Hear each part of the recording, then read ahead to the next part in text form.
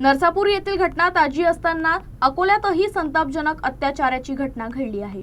अकोल्यातील पातूर तालुक्यातील चांदणी पोलीस ठाण्याच्या हद्दीत एका गावात एका 60 वर्षीय नराधमानं 10 वर्षीय चिमुकलीवर पाशवी अत्याचार केला।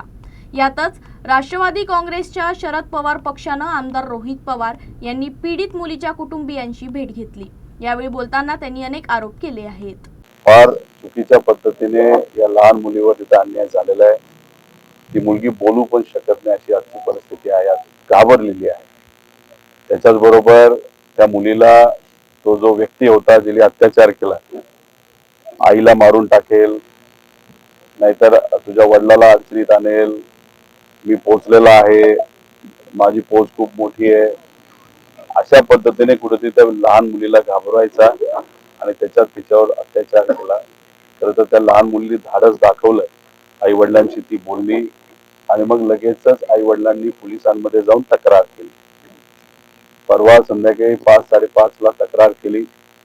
FIR होताना थोडासा वेळ लागला, 11 पर्यंत FIR त्या ठिकाणी झाला। तर हा प्रश्न आहे की FIR ला एवढा वेळ का झाला, पण तरी सुद्धा PI, DYSP, SP यांनी सहकार्य केलेलं आहे, ॲडिशनल SP सुद्धा सहकार्य केलेलं आहे।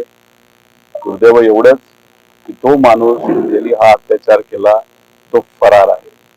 काल आम्ही जेव्हा पालघरला गेलो होतो, काही क्षणातच त्या आरोपीला पकडण्यात आलं होतं। पुण्यामध्ये सुद्धा जी घटना घडली तिथं सुद्धा आपण जर बघितलं तर काही क्षणातच तिथल्या आरोपीला पकडण्यात आलं होतं, पण दुर्दैव असं इथला आरोपी अजूनपर्यंत पकडला गेला नाही।